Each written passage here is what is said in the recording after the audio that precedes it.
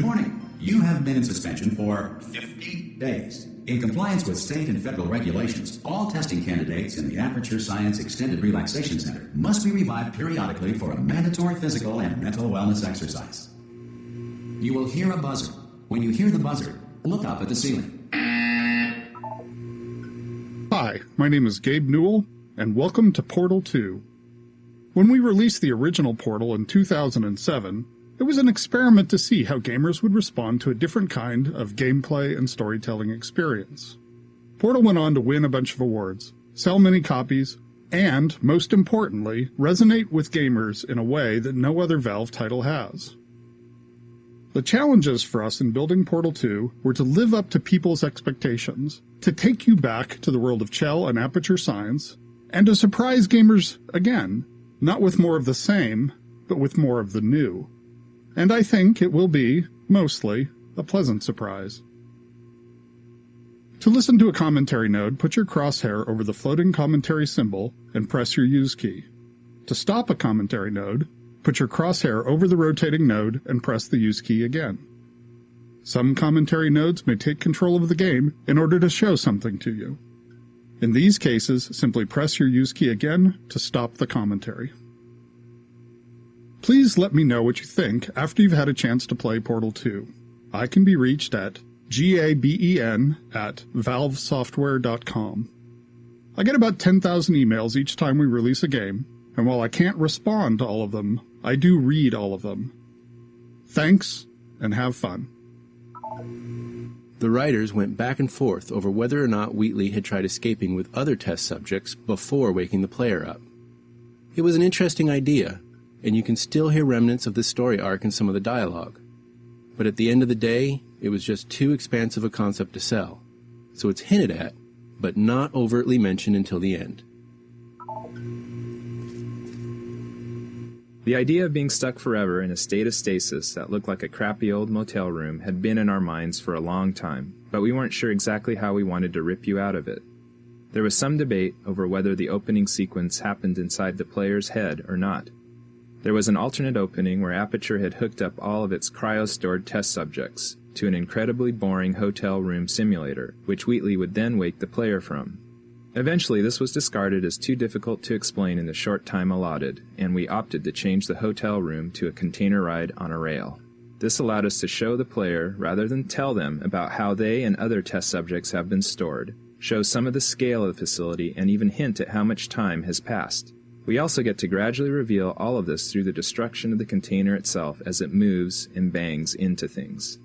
Overall, this gives the player a much more dynamic and visceral introduction to Portal 2. Good. You will hear a buzzer. When you hear the buzzer, look down at the floor. Good. This completes the gymnastic portion of your mandatory physical and mental wellness exercise. There is a framed painting on the wall. Please go stand in front of it. This is art. You will hear a buzzer. When you hear the buzzer, stare at the art.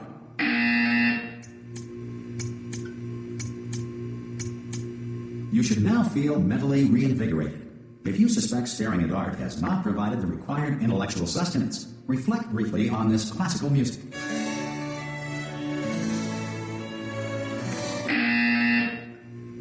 Good. Now please return to your bed.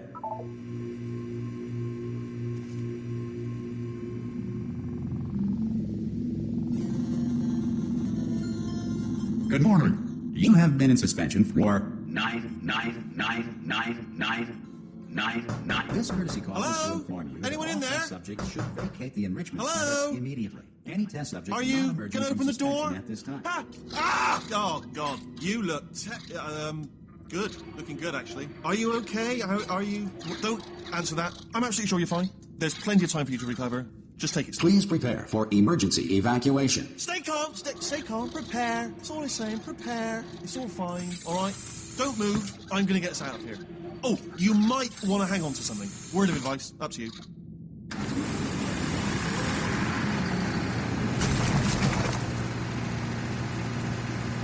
You all right down there? Can you hear me? Hello?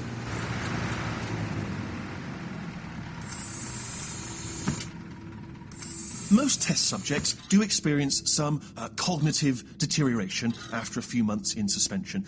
Now, you've been under for quite a lot longer, and it's not out of the question that you might have a very minor case of serious brain damage.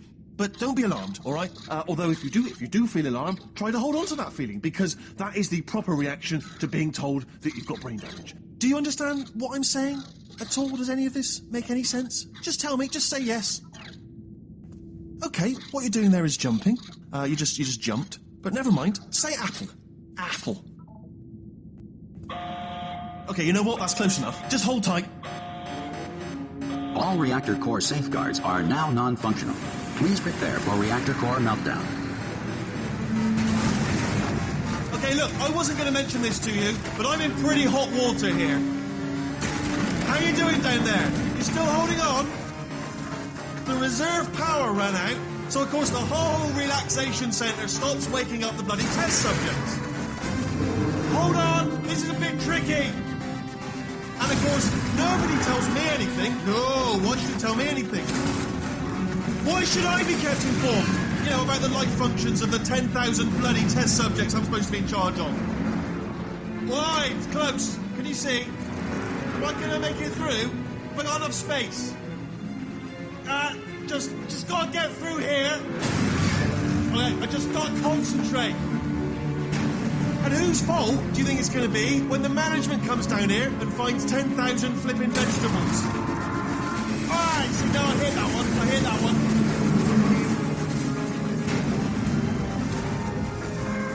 Okay, listen, we should get our story straight, alright? If anyone asks, and no one's going to ask, don't worry, but if anyone asks, tell them as far as you know, the last time you checked, everyone looked pretty much alive, alright? Not dead. Okay, almost there. On the other side of that wall is one of the old testing tracks. There's a piece of equipment in there that we're going to need to get out of here.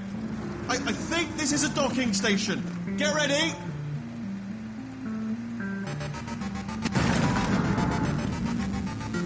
Good news, that is not a docking station. So there's one mystery solved. I'm going to attempt a manual override on this wall. Could get a bit technical. Hold on. Almost there. Remember, you're looking for a gun that makes holes. Not bullet holes, but don't worry, you'll figure it out. Seriously, do hold on this time.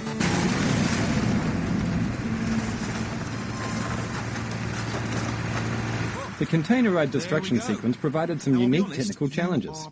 The dynamics you experience are actually computed as two separate but nested simulations. The first is a core-scale simulation designed as a stress element analysis pass. This pass computes the overall gross motion of the container itself and computes the collisions and breakpoints based on path keyframe data and a network of constraints. As the container bumps and crashes along, the constraints start breaking and the room progressively starts to come apart. There are over 300 rigid bodies and 900 constraints in this rig, all individually configured for properties like tensile, friction, and collision response. The core simulation portrayed gross motion that captured the main dynamics of the ride, but not the fine details.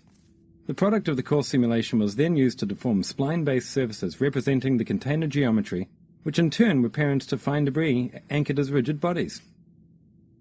As the surface deformations increase, anchors are broken and the fine debris rigid bodies are released into the simulation. The fine simulation also includes the interior furniture and the model detailing. The two simulations were then connected using cache data and were driven together by a series of scripts. Due to the computational complexities of having two nested simulations, we had to come up with some solutions to some interesting mathematical problems.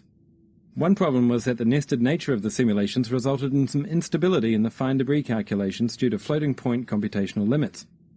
The solution employed for this was to compute the fine debris on a stage where the root transform of the core simulation was essentially cancelled out and stored for later use. This allowed us to more accurately detect the fine interactions between the debris and the environment. Post-simulation, the root transform position and inertia were reapplied to the details. We solved the problem of trying to compute the player within this highly dynamic environment by putting them in a virtual room that has all the base shapes of the rendered container, but is simply used to compute player navigation. It's hidden somewhere else in the map. The viewpoint of the player is then parented to the course simulation transform, resulting in the final rendered frame. At the end of the ride, the player is teleported into the actual game space. The simulations were iterative, enabling us to sculpt the dynamics in parallel with gameplay design. In the final product there are over 1,200 rigid bodies, 900 constraints and 1,000 joints. With all the iterations combined, the actual runtime spent computing the simulation was 92.4875 days.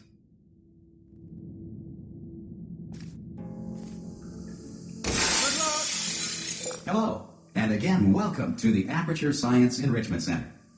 We are currently experiencing technical difficulties due to circumstances of potentially apocalyptic significance beyond our control. However, thanks to emergency testing protocols, testing can continue. These pre-recorded messages will provide instructional and motivational support so that science can still be done, even in the event of environmental, social, economic, or structural collapse. The portal will open, and emergency testing will begin in 3, 2, 1.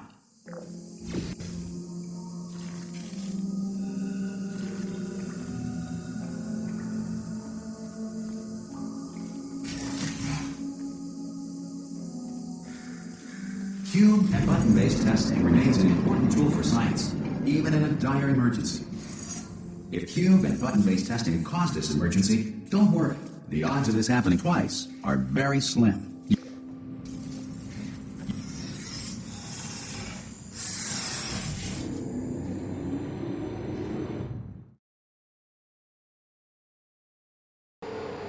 If you feel liquid running down your neck, relax, lie on your back, and apply immediate pressure to your temples. You are simply experiencing a rare reaction in which the material emancipation grill may have emancipated the ear tubes inside your head. This room is meant to teach players the fundamentals of portals, connecting them to two places in the world. As the blue portal moves around the world, the orange stays rooted. In the original portal, this room had these portals moving by themselves on a timer. This led to most people simply staring through their orange portal, waiting for the blue one to end up in the right place. We felt that altering this to make the players decide where the portals came out was more instructive, and meant that players who already knew how to use portals could solve this puzzle both quickly and with authority.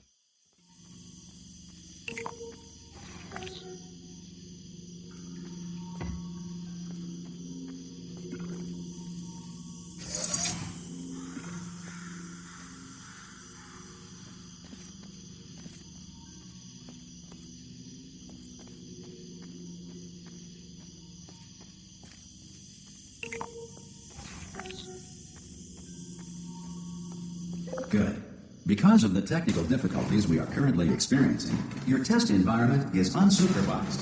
Before re-entering a relaxation vault at the conclusion of testing, please take a moment to write down the results of your test. An Aperture Science Reintegration Associate will revive you for an interview when society has been rebuilt. If the Earth is currently governed by a manner of animal king, sentient cloud, or other governing body that either refuses to or is incapable of listening to reason,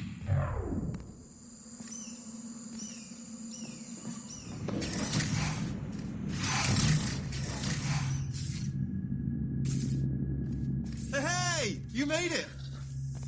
There should be a portal device on that podium over there. I can't see it though. Maybe it fell off. Oh!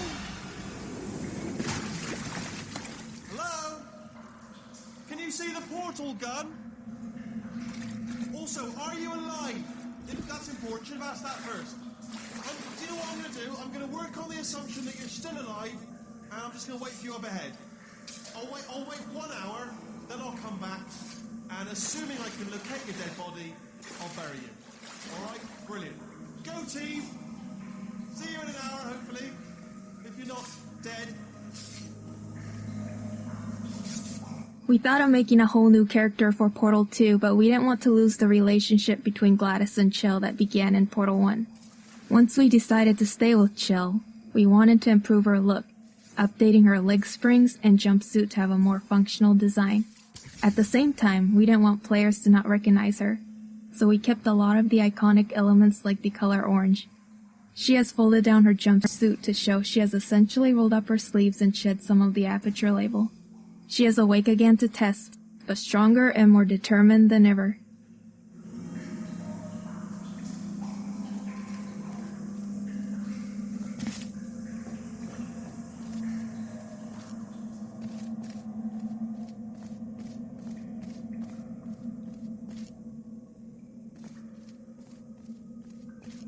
Some emergency testing may require prolonged interaction with lethal military androids. Rest assured that all lethal military androids have been taught to read and provided with one copy of the Laws of Robotics to share. Good. If you feel that a lethal military android has not respected your rights as detailed in the Laws of Robotics, please note it on your self-reporting form. A future Aperture Science Entitlement Associate will initiate the appropriate grievance filing paperwork.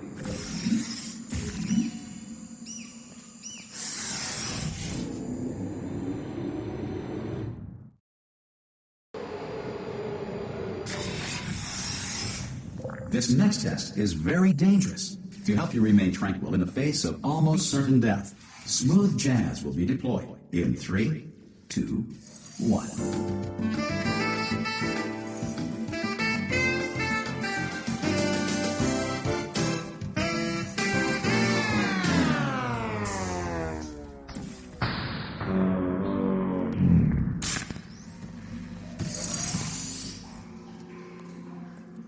This map was one of the first of the older Portal maps that we beat up and decayed to bind the two games together. The smooth jazz joke is probably the oldest one in the game. The team discovered through playtesting that smooth jazz was funny to all ages, genders, and cultures.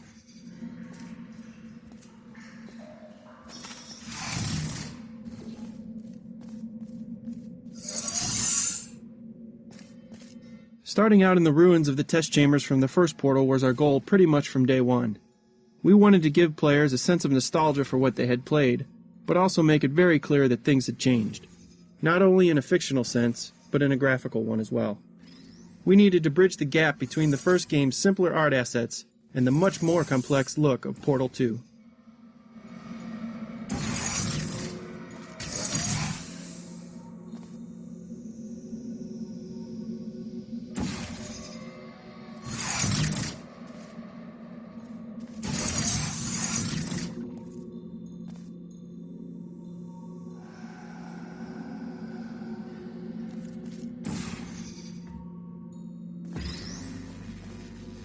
Great work. Because this message is pre-recorded, any observations related to your performance are speculation on our part. Please disregard any undeserved compliments.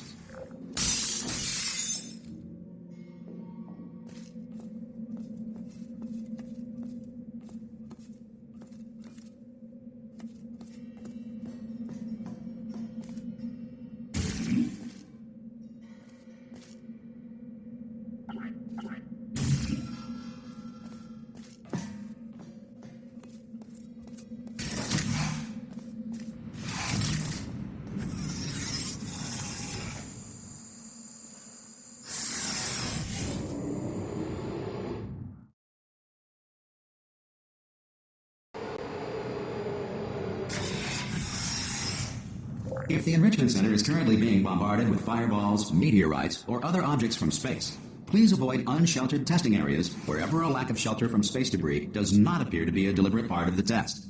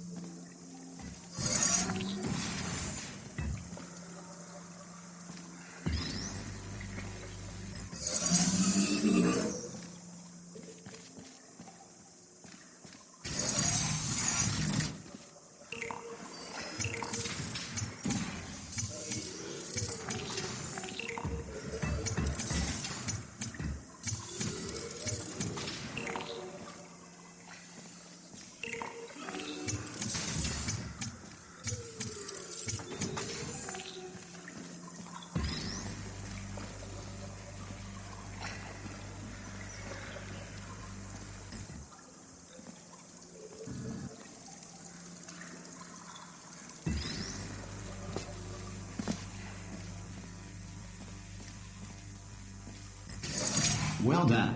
The Enrichment Center reminds you that although circumstances may appear bleak, you are not alone. All Aperture Science personality constructs will remain functional in apocalyptic, low-power environments of as few as 1.1 volts.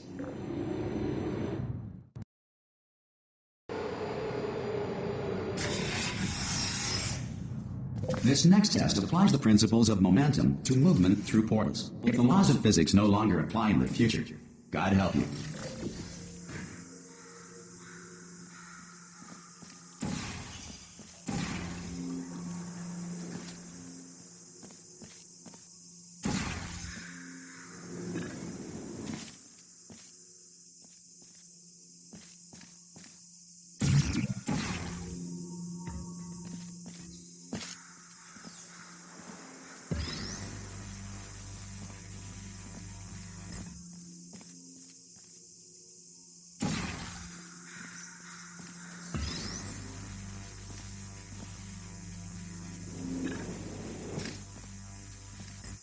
If you are a non-employee who has discovered this facility amid the ruins of civilization, welcome.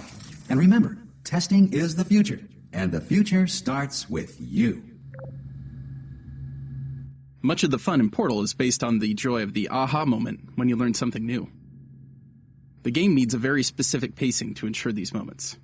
If things are too easy, then you're robbed of that moment since it feels like you didn't accomplish anything. If it's too hard, then players feel stupid instead of smart when they finally realize that one small part of the puzzle that they were missing. Unfortunately, trying to create that delicate balance leads to a lot of shuffling of levels and a lot of revisions and tweaks to existing levels.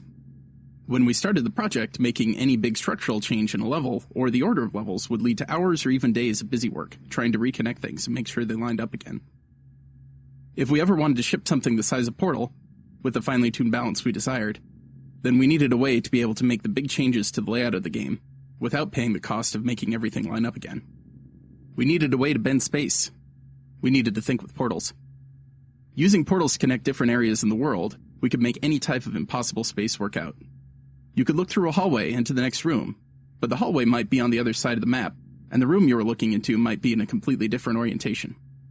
We could seamlessly insert an elevator, a huge expansive vista, a room that was bigger on the inside than the outside, or even create an infinite fall by connecting a shaft back into itself. Soon every connection between any space was a portal. We could even switch them on the fly. Even a simple door worked like the cartoons, just a facade painted on a wall that seamlessly opened somewhere else entirely. Once the game settled down, we were able to finalize our path and remove all the world portals. There's only one impossible space left in the whole game. See if we can figure out where it is.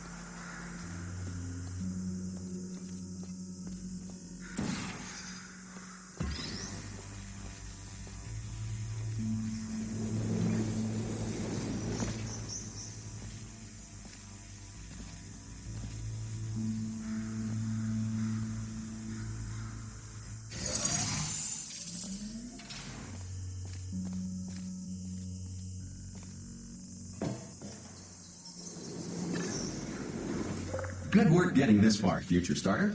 That said, if you are simple-minded, old, or irradiated in such a way that the future should not start with you, please return to your primitive tribe and send back someone better qualified for testing.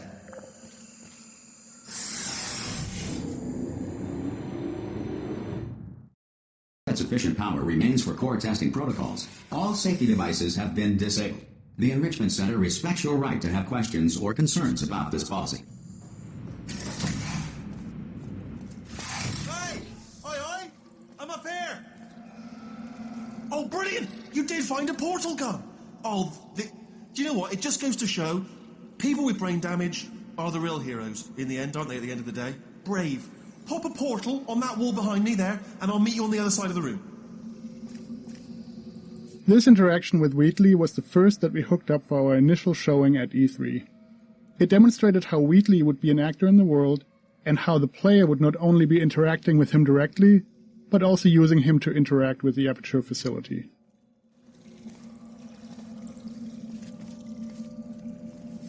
Right behind me. Okay, listen, let me lay something on you here. It's pretty heavy. They told me never, never, ever to disengage myself from my management rail, or I would die. But we're out of options here, so get ready to catch me, alright, on the off chance that I'm not dead the moment I pop off this thing. The Wheatley model was designed as a mechanical version of the original Portal 1 personality sphere. Originally, they filled a very similar role to that in Portal 1, so we needed one base model which could hold a lot of different expressions. Experimenting with different rigging ideas, we came up with the onion skin design, where a number of spherical plates could slide around inside each other, all supported on a small motion platform mounted on a gyroscope. This meant that no matter what expression Wheatley was pulling, he always retained his spherical shape. The modelers and the animators collaborated closely on these early tests to make sure the design supported the range of expression needed to satisfy any personality sphere that got designed. Lots of ideas were thrown out, such as a small internal robot arm that Wheatley could pull out of one of his ports and pull himself around with. We were careful to make the mechanics look plausible, but we had to cheat the eyelids, since they ended up being a physical impossibility. There was no way all that geometry could fit into the space around his eye without clipping out the other side. But they were such an essential feature of the model that we resorted to crushing them up inside the eye, where the player can't see them.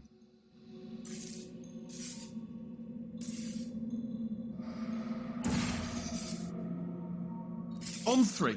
Ready?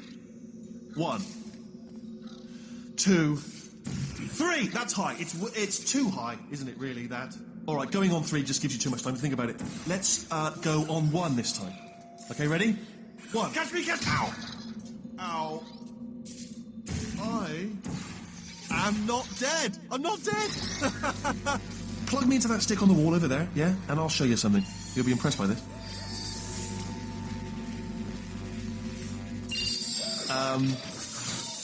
Yeah, I can't do it if you're watching. Seriously, I'm not joking. Can you just turn around for a second? All right, you can turn around now. Bam! Secret panel. That I opened while your back was turned. Pick me up. Let's get out of here. How do you make a giant mechanical eyeball express life and emotions, let alone give the impression that he's talking when he has no mouth? The animator's understanding of human behavior came in handy for bringing Wheatley the personality sphere to life. Talking is so much more than just moving a character's mouth.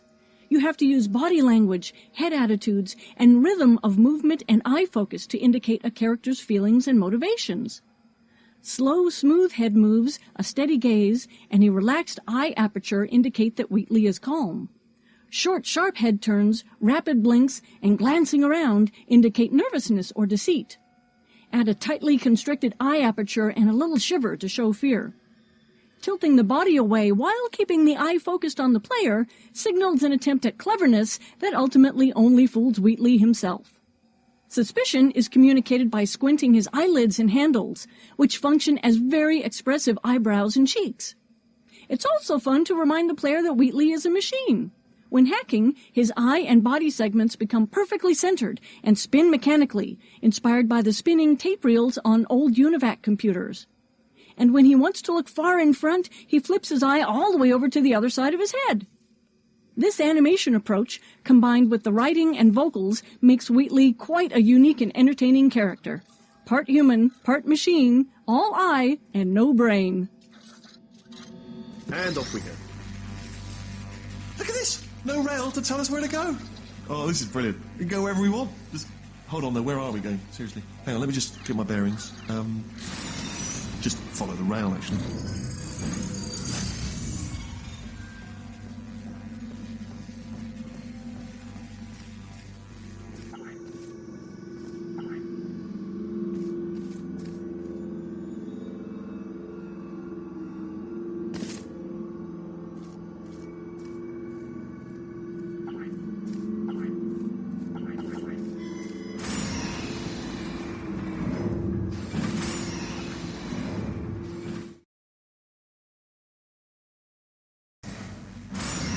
Probably ought to bring you up to speed on something right now.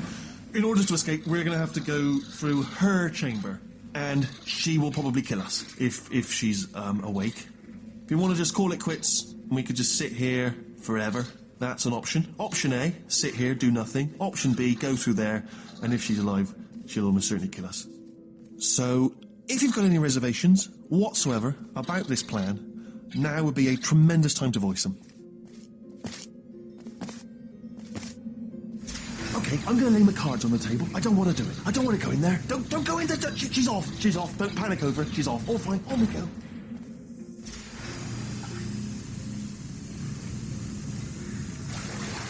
There she is. What a nasty piece of work she was, honestly. Like a proper maniac. Do you know who ended up taking her down in the end? You're not going to believe this. A human. I know.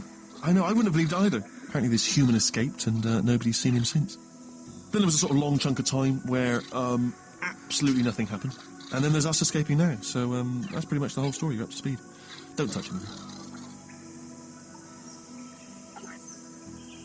Originally, GLaDOS was built to curl up and disguise herself as one of her rings, potentially explaining how she had survived the explosion at the end of Portal 1. But this wasn't a very dramatic reveal, so we threw it out in favor of spreading her out over a greater distance. This also made her more recognizable as GLaDOS when you initially crossed the room. The actual wake-up animation was a combination of simulated animation with a layer of hand-keyed animation over the top. A two-stage model was created for this scene. The first stage had separate pieces and connecting cables that would be drawn together by running a physics simulation so that the pieces would interact with the environment. Physics simulations were also used to break apart the objects GLaDOS crashed into while she writhes around. At the point where GLaDOS rises free of contact with the ground, she switches instantaneously to a fully connected model with controls for hand-keyed animation. From this point, the animator enhanced GLaDOS's awakening by hand, choreographing the violent chaos of her re-emerging consciousness while at the same time conveying the weight of a machine the size of an airliner. Once the hand-keyed animation was done, a final simulation pass was run to animate the cables and dangling parts of GLaDOS's body. The scene was produced very rapidly for an E3 deadline, and a traditional rig for the sequence was never fully realized. This made it difficult when we extended the sequence after E3 to add further animation, but we accomplished it by bearing in mind that GLaDOS herself is pretty broken at this point. The last part of the sequence requires the player to lose control of their view while being immobilized by a giant mechanical pincher. Once the controlled camera takes over, a careful alignment and time synchronization was required to make all the hand-animated models and camera interact with each other. Each of the stages in this wake-up scene contain a variety of processes that are very challenging to achieve live in a game engine.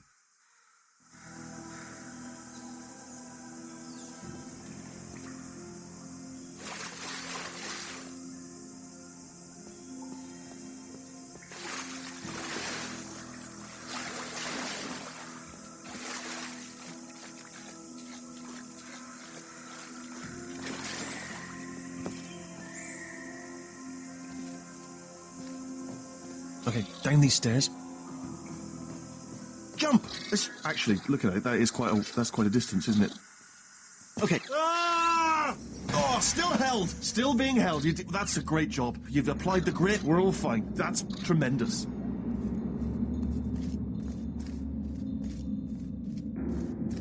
Ah! I just looked down. I do not recommend it. Ah! I've just done it again. This is the main breaker room. Let's go in. Look for a switch that says escape pod. All right, don't touch anything else. Not interested in anything else. Don't touch anything else. Don't even look at anything else.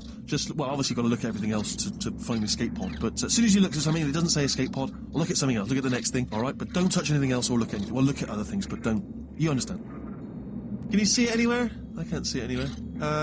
Tell you what, plug me in and I'll turn the lights on. Let there be light. That's, God. Just quoting God. Oh, look at that. It's turning. Ominous. But probably fine, as long as it doesn't start, moving up. Now. Escape pod. It's moving up. Okay, no, don't worry. I've got it. This should slow it down. No, makes it go faster.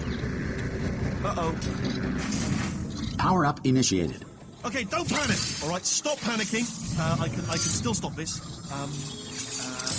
There's a password. Okay, it's fine. I'll just hack it. It's not a problem.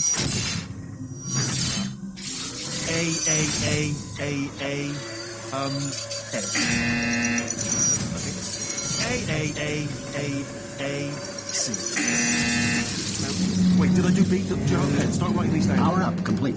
I don't. Okay, listen. All right, new plan. Act natural. You've done nothing wrong. Hello. Oh, it's you.